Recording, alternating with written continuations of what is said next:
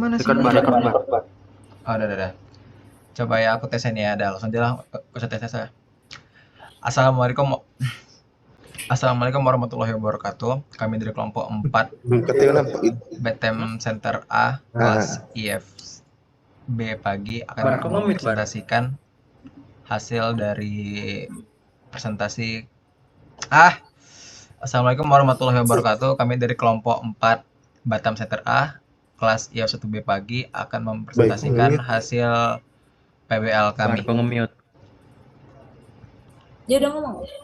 yang bertema penyewaan perlengkapan barang acara. Next. Di slide pertama ada identitas kelompok. Yang pertama ada saya sendiri Marhaban Akbar Maulana sebagai ketua, ada Rafa Alifta, Teo Febrian Setiawan, Salsa Putri Arjiantri, dan Muhammad Rifki Hidayat. Next. Kemudian ada manajer proyek kami Bapak Insinyur Ahmad Hamim Tohari, SST MT. Dan di sini ada deskripsi singkat. Aplikasi kami merupakan aplikasi penyewaan perlengkapan barang acara berbasis web yang dirancang untuk memudahkan pengguna dalam mencari, menyewa, dan mengelola perlengkapan yang digunakan untuk berbagai jenis acara seperti pernikahan, ulang tahun, seminar, atau acara perusahaan. Next. Kemudian capaian akhir proyek yang akan disampaikan oleh Rifki. Kepada Rifki, waktu dan tempat dipersilahkan. baiklah, terima kasih, Bay.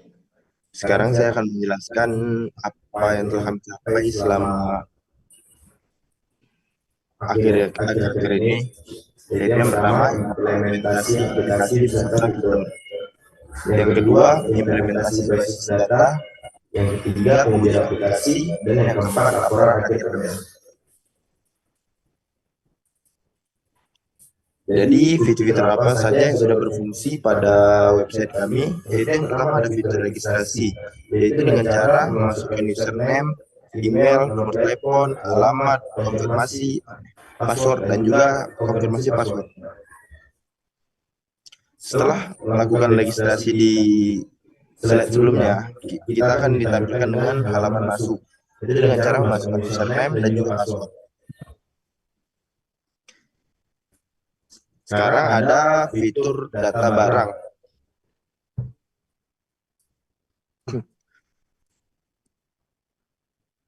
Jadi di sini ada fitur pesan. Jadi dengan cara memasukkan nama Anda yang ingin mengirim pesan, email, dan juga pesan Anda yang nanti akan masuk ke halaman admin kami.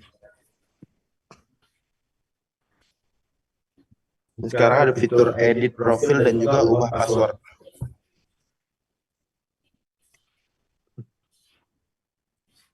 Sekarang akan dilanjutkan oleh Theo. Baik, selanjutnya ada fitur-fitur yang belum berfungsi di website kami. Itu yang pertama ada fitur history pemesanan, seperti nama barang yang kami sewa, kapan tanggal menyewakannya, dan biaya dan lain-lain. Selanjutnya ada fitur pencarian yang belum kami buat database backend-nya. Selanjutnya ada fitur detail produk.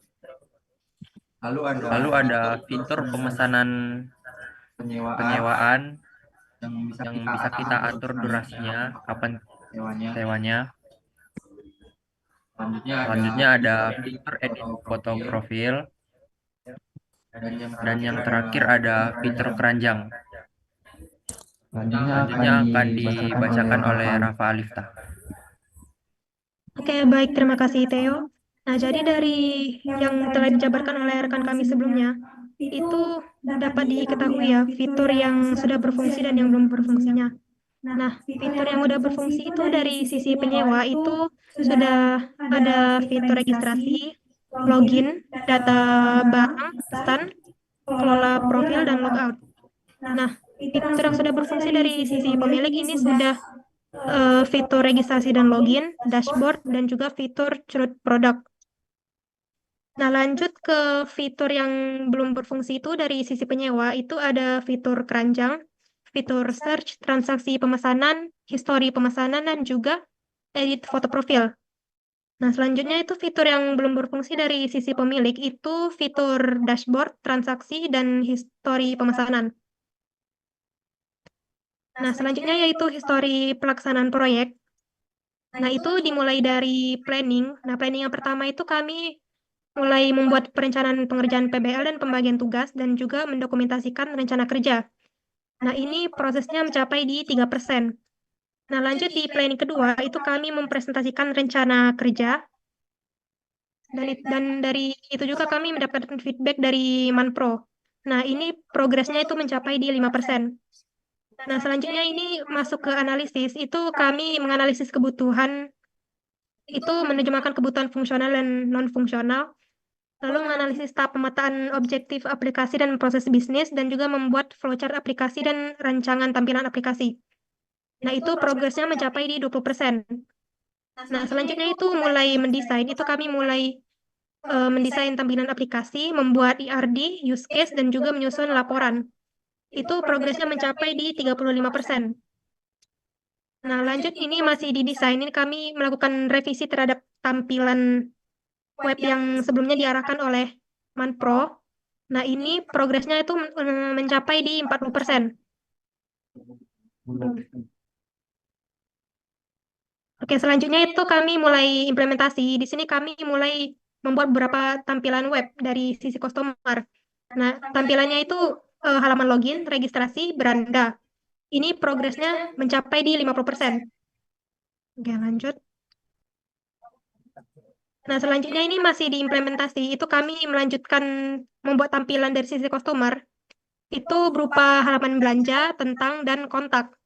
Nah, ini progresnya mencapai di 58%.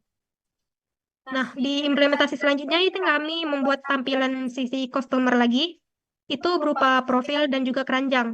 Nah, di sini progresnya mencapai di 64%. Nah, implementasi selanjutnya ini kami mulai membuat fitur mengganti password dan melihat rincian produk. Ini progresnya mencapai di 70%. Nah, implementasi selanjutnya ini kami mulai membuat tampilan web dari sisi admin. Itu berupa halaman dashboard, data barang, form edit, dan juga fitur menambahkan dan menghapus produk. Itu progresnya mencapai di 78%. Nah, di implementasi selanjutnya itu kami mulai membuat database customer. Itu seperti halaman login, daftar, beranda, belanja, dan rincian produk. Itu progresnya mencapai di 84%.